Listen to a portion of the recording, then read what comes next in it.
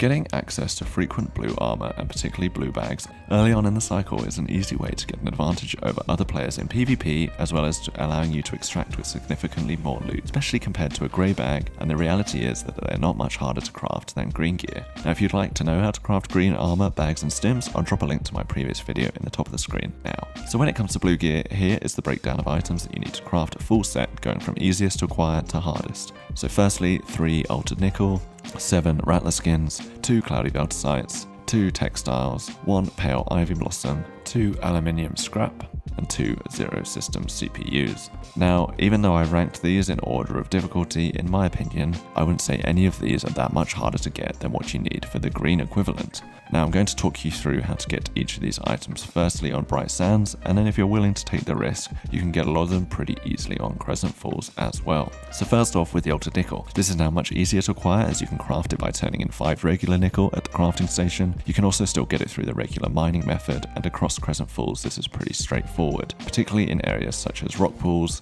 and dig sites. Rattler skin is a 100% drop rate from killing rattlers, and sometimes you'll even get 2 skins dropped, so these are very easy to acquire. The only risk here is that unlike striders that can be easily killed by melee attack, rattlers will require shooting and drawing attention. Next up is cloudy velticite. This is mined from the velticite rocks and has a lower spawn rate than floored velticite, but is still relatively common. My favourite place to mine this is the waterfall above Lagoon and the back of Waterfall Labs, especially the cave hidden there.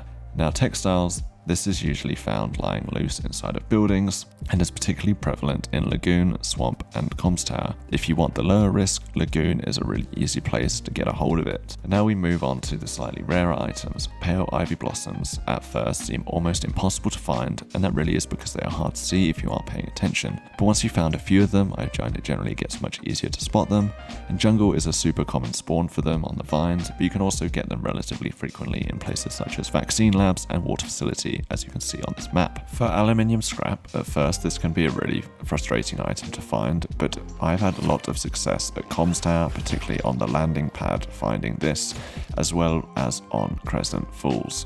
Finally, we have zero system CPUs. As a rare item, you need to head to higher danger areas to locate these, but they're still relatively easy to find in my opinion. Base camp and comms tower is where I have a lot of success with these, especially if you have the luggage room and server access keys. Also jungle camp and the crash ship are frequent spawns inside of luggage if you're venturing that way. Now I'm finally going to look at Crescent Falls, and instantly you can see the high spawn rate of CPUs all across the map. I run through the warehouse and this map has netted me 5 CPUs in one go, and I'd highly recommend it despite the much higher risk of PvP. A final tip as well, if you don't have cloudy velticite, you can sub in a pale ivy blossom to craft a tactical blue armor instead of a regular one, and also if you want an even bigger upgrade, 5 radio equipment and 1 hardened bone plate from Marauder will craft you an epic helmet. Right now this is a steal, as radio equipment is a super common spawn item, particularly in places like Comms Tower and base camp, which you'll have to venture to anyways for some of these other items. And a hardened bone plate is a 100% drop from a Marauder, and once you get the hang of killing them, it's really not too tricky. So that is all for today. I hope this helps you craft the next tier of items in the cycle frontier. If you enjoyed the video, drop a like and subscribe for more.